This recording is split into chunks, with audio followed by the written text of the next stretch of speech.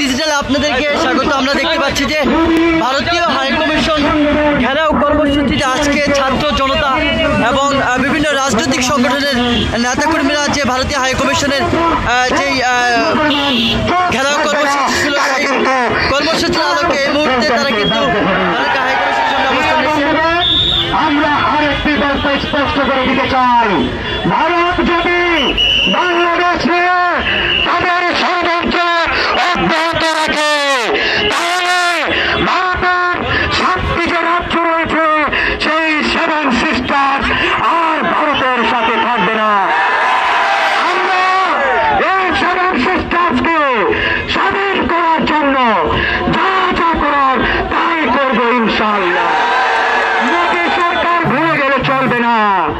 আপনি যদি মনে করেন এই বাংলাদেশকে অস্থিতিশীল করে আপনি ভারত নিয়ে ঘুমিয়ে থাকবেন, এটা হতে দেওয়া হবে না। তাই ভারতের প্রতি স্পষ্ট বার্তা, বাংলাদেশ নিয়ে বিন্দু পরিমাণ চুলকানি, বিন্দু পরিমাণ ষড়যন্ত্র আর এক মুহূর্তের জন্য দেখাবেন না। এদেশের ছাত্র জনতা প্রস্তুত রয়েছে। আমরা ভারতের 7 সিস্টার্সকে একবারে এমন নাড়া দেব, এমন নাড়া দেব, এই পুরো মেঘালয় থেকে দিল্লির মোদীর দরবার কেঁপে উঠবে। প্রিয় বন্ধুগণ, আমি ছাত্র জনতার উদ্দেশ্যে একটা কথা বলে শেষ করব। ছাত্র ভাইরা, যুবক ভাইরা, আমরা এখনো বিপদ মুক্ত নই।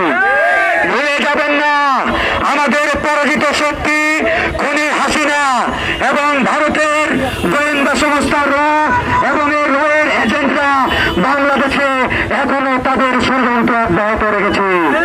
আমি আপনাদেরকে একটাই আহ্বান জানাবো, ভারত যদি বিন্দু পরিমাণ ষড়যন্ত্র এবং নীল নকশা তৎপর চেষ্টা করে, আপনারা প্রত্যেকেই ভারতের বীজ গাছ উপড়ে ফেলতে আপনারা রাজপথে নেমে আসবেন।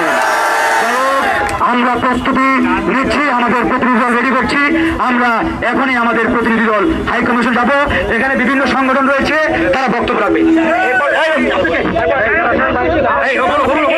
দর্শক, আমরা যেমনটি দেখছি যে ভারতীয় হাইকমিশন ঘেরাও কর্মসূচি উপলক্ষে শিক্ষার্থীরা এবং বিভিন্ন অঙ্গ সংগঠনের এবং রাজনৈতিক নেতাকর্মীরা কিন্তু আজকের এই যে ভারতের যে হাইকমিশনের সামনে তারা কিন্তু অবস্থানের কথা রয়েছে এবং তারই পরিপ্রেক্ষিতে যাতে কোনো ধরনের অপ্রীতিকর ঘটনা, যাতে কোনো ধরনের আইন শৃঙ্খলা পরিস্থিতি ব্যর্থ না ঘটে, সেখানে কিন্তু আমরা দেখছি যে পুলিশ এবং সেনা সদস্যরা কিন্তু তাদের যে ব্যারিকেড, সেই ব্যারিকেড নিয়ে প্রস্তুত রয়েছে যাতে কোনো ধরনের অপ্রীতিকর ঘটনা এবং অস্থিতিশীল পরিস্থিতি তৈরি না হয়। অন্যদিকে আমরা দেখছি যে প্রায় কয়েক শতাধিক শিক্ষার্থী এবং বিভিন্ন রাজনৈতিক আজকের এই ভারত এবং আমরা দেখছি যে বিভিন্ন রাজনৈতিক নেতাকর্মীরা এবং শিক্ষার্থীরা আজকে যে ভারতীয় হাইকমিশনে ঘেরাও কর্মসূচি, সেই কর্মসূচিতে অংশ নিয়েছেন। এবং আমরা আপনাদেরকে জানিয়ে রাখি যে মূলত ভারতে এখন যেই ভারত থেকে যে পানি এবং যেই ব্যারেজ ছিল, সেই ব্যারেজ খুলে দেওয়ার কারণে বাংলাদেশে যে বন্যা পরিস্থিতি অবনতি ঘটেছে এবং সেই সাথে ভারতে যে শেখ হাসিনা, সাবেক যে প্রধানমন্ত্রী, সেই শেখ হাসিনাকে আশ্রয় দিয়েছেন বিভিন্ন আওয়ামী লীগের বিভিন্ন আশ্রয় নিয়েছেন, তারা কিন্তু আমরা সবাই কথা বলবো, আমরা যারা আসছে সবাই কথা বলবো, আমরা সবাই শান্ত হই। ভাই, আমাদের সর্বপ্রথম দাবি হচ্ছে বাংলাদেশে ভারতের যে সমস্ত আগাছা আছে, এই সব আগাছাগুলো আমাদেরকে পরিষ্কার করতে হবে। আমরা জানি বাংলাদেশের প্রত্যেকটা সেক্টরে ভারতের আগাছা আছে, সর্বাধিকার ভিত্তিতে এগুলোকে আমাদের নির্মূল করতে হবে, পরিষ্কার করতে হবে। এটা হচ্ছে যে আমাদের প্রথম দাবি। ভারতের সাথে আমাদের যত রকম চুক্তি রয়েছে, এই সমস্ত চুক্তিকে ন্যায্য অধিকারের ভিত্তিতে আবার নবায়ন করতে হবে। আমাদেরকে মনে রাখতে হবে, বাংলাদেশ ভারতের কোন অঙ্গরাজ্য নয়। সুতরাং ভারতের বিভিন্ন পলিটিক্যাল পার্টির বিভিন্ন অঙ্গ সংগঠন আমাদের দেশে গোপনে কাজ করে। বাংলাদেশে ভারতের কোন রাজনৈতিক পার্টির কোন অঙ্গ সংগঠন বাংলাদেশে কাজ করতে পারবে না। এই হচ্ছে আমাদের সংক্ষিপ্ত দাবি। আর বাকি বিষয়গুলো আমরা নিয়োজিত বাস্তবায়িত যাবো। আচ্ছা কথা বলো, একজন কথা বলেন, বিশৃঙ্খল করেন না। আপনারা হয়তো আমাকে অনেকে ছিলেন, ফারহান দিনার। আমরা এখানে আসছি শান্তিপূর্ণভাবে আমাদের কর্মসূচি পালন করার জন্য। তো আমরা মনে করি আপনারা অনেক সুশৃঙ্খলভাবে আমাদের শান্তভাবে সুশৃঙ্খলভাবে আমাদের যতগুলো কর্মসূচি আছে সব পালন করে আসছি, এটাও আমাদেরকে একটু বাস্তবায়ন করার জন্য সহযোগিতা করেন। আপনারা যারা এখন রাস্তায় দাঁড়িয়ে আছেন, আপনারা রাস্তার কর্নারে কর্নারে চলে যাবেন। আর আমরা এখন আমাদের একটা প্রতিনিধি দল আছে, আমরা প্রতিনিধি দলগুলো আমরা যাবো, আমরা স্মারকলিপি জমা দিয়ে আমরা চলে যাবো। আমাদের আর এখানে কোনো কর্মসূচি নাই। আমরা রাস্তায় এখানে কেউ অবরোধ করতে আসি নাই। আমরা শান্তিপূর্ণভাবে আমাদের সবগুলো কার্যক্রম শেষ করে চলে যাবো। যারা এখনো সিগনেচার দেননি সিগনেচার দেন। আর আপনারা প্লিজ রাস্তাটা ছেড়ে দিয়ে আপনারা একটু লাইন হয়ে সাইড দিয়ে দাঁড়াবেন। আর আমাদের যে ব্যানারগুলো আছে ব্যানারগুলো ধরেন। আর এই বিষয়ে কেউ কথা বলতে আসবেন না। আর মাইক নিয়ে কথা বলার মতন এখন প্রয়োজন নাই, বুঝছেন? আপনারা প্লিজ একটু সুশৃঙ্খলভাবে রাস্তাটা দাঁড়ায় যান প্লিজ। আমরা মানববন্ধন করতে আসছি, আমরা বিশৃঙ্খলা করতে আসছি। জি ভাই, আপনারা ক্লিয়ার করে দেই রাস্তাটা, কারণ আমাদের ভাই এটাই যে শান্তি সমাবেশ। আমরা ভিতরে বসবো, ভিতরে বসে আমাদের সাথে এই পর্যন্ত এই ফ্যাসিস্ট সরকার এবং এই ভারতীয় এজেন্ডার দ্বারা আমাদের যেভাবে জুলুম এবং অত্যাচার করা হয়েছে, আমরা প্রতিটা জিনিসের প্রতিবাদ করব এবং প্রতিহত করব। কিন্তু আমরা চাই শান্তি। আমরা এই জাতি যুদ্ধ পছন্দ করি না। যখন আমাদের পীর যাওয়া ঠেকে দেব, আমরা কাউকে শান্তি দিতে তৈরি না। আমাদের ইতিহাস দ্বারা প্রমাণিত, আমরা কোনো পরাশক্তিকে আমরা প্রশ্রয় দেই নাই, সামনে ইনশাআল্লাহ কোনো প্রশ্রয় দেব না। এই কারণে ভাই আমরা চাই সবাই একটু শান্তি সমাবেশ করেন, আমাদের রাস্তাগুলো একটু ক্লিয়ার করেন, মানুষ স্বাভাবিকভাবে চলাফেরা করুক। আমরা কিছু মানুষ আমরা হাইকোর্ট যাব। হ্যাঁ, আমরা কিছু যৌক্তিক দাবি আছে, আমাদের কিছু 7 দফা দাবি আছে, আমরা ওনাদের সাথে উত্থাপন করব। এরপর যখন আমরা একসাথে বসবো, আমরা চাই যে আমাদের এই শান্তি সমাবেশ পর্যন্ত ভারত পর্যন্ত পৌঁছাক ভারতীয় হাইকমিশনের মাধ্যমে। এরপর যদি আমাদের দাবি বাস্তবায়ন না হয়, তখন আমরা কিভাবে প্রতিহত করতে হয় এটা আমাদের ইতিহাস দ্বারা প্রমাণিত।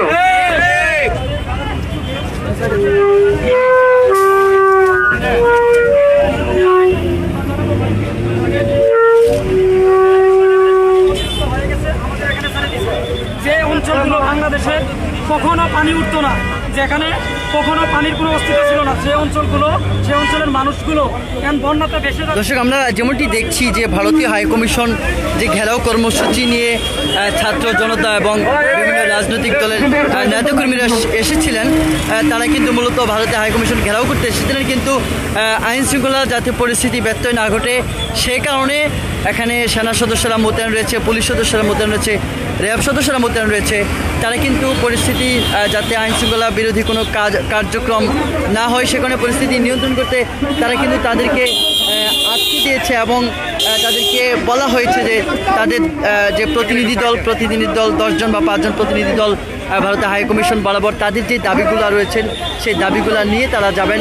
পরবর্তীতে তাদের দাবির বিষয়ে কিন্তু পর্যালোচনা হবে এবং সেই দাবিগুলো উত্থাপন করা হবে, এমন বার্তা নিয়ে কিন্তু তারা আজকে ভারতীয় হাইকমিশন ঘেরাও যে কর্মসূচি সেই কর্মসূচি আপাতত এখানে তারা কিন্তু আনুষ্ঠানিকভাবে স্থগিত করে তারা কিন্তু পরবর্তীতে হাইকমিশনার যিনি রয়েছেন তার সাথে সরাসরি তাদের যে দাবি দেওয়াগুলো সেই দাবি দেওয়াগুলো প্রতিনিধির মাধ্যমে উত্থাপনের মধ্য দিয়েই কিন্তু তারা শেষ করতে চাচ্ছেন। আমরা কিন্তু বাংলাদেশের কিন্তু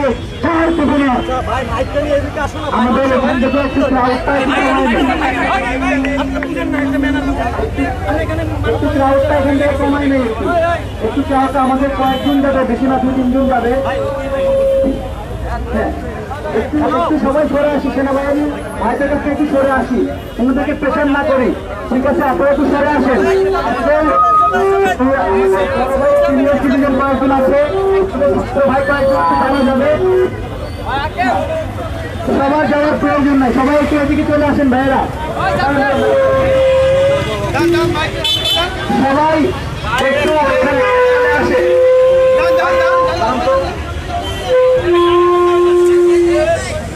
সবাই একটু চলে আসি ওখান থেকে প্লিজ। দর্শক, আমরা যেমনটি দেখছি যে ভারতীয় হাইকমিশন ঘেরাও কর্মসূচি দিয়েছিল গণ অধিকার পরিষদ এবং সেই সাথে সাধারণ শিক্ষার্থীরাও রয়েছেন এবং বিভিন্ন রাজনৈতিক দলের নেতাকর্মী এবং বিভিন্ন সমাজকর্মীও কিন্তু আজকের এই কর্মসূচিতে অংশ নিয়েছেন।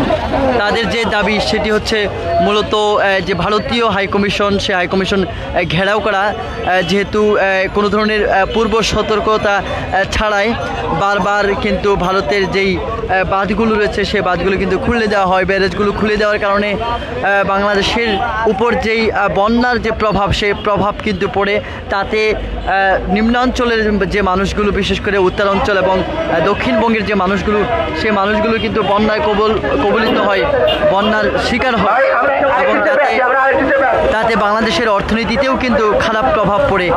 সে কারণেই তাদের দাবি মূলত যে এই ধরনের পরিকল্পিতভাবে বাঁধ খুলে দিয়ে বাংলাদেশের মানুষকে যাতে বন্যায় ডুবিয়ে দিতে না পারে এবং এবং এবং বর্তমান যে কিছুদিন আগেই যে সরকারের হচ্ছে পতন হয়ে গেল, সেই পতন হওয়া সরকারকে যাতে দেশে ফিরিয়ে নিয়ে আসা হয়, দেশে ফিরিয়ে নিয়ে আসার ব্যাপারেও কিন্তু তারা দাবি তুলেছেন। এমন দাবি নিয়েই কিন্তু তারা আজকে ভারতের যে হাইকমিশন, সে হাইকমিশন ঘেরাও করার কর্মসূচি হাতে নিয়েছে। গণ অধিকার পরিষদের সাথে সাধারণ ছাত্র জনতাও কিন্তু আজকের এই হাইকমিশন ঘেরাও কর্মসূচিতে অংশ নিয়েছিলেন।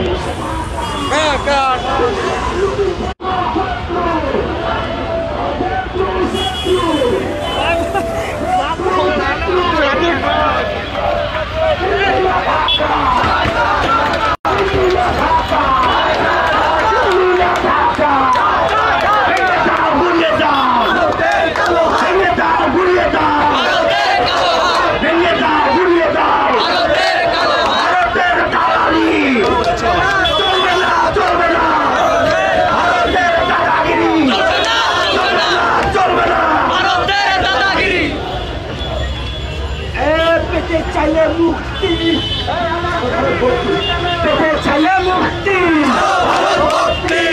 চাইলে মুক্তি, ছাড়ো ভারত ভক্তি, ছাড়ো ভারত ভক্তি, চাইলে মুক্তি, চাইলে মুক্তি, ছাড়ো ভারত ভক্তি, চাইলে মুক্তি, ছাড়ো ভারত ভক্তি, চাইলে মুক্তি, ছাড়ো ভারত ভক্তি, ছাড়ো ভারত ভক্তি, চাইলে মুক্তি, দিল্লি ঢাকা ঢাকা ঢাকা, দিল্লি ঢাকা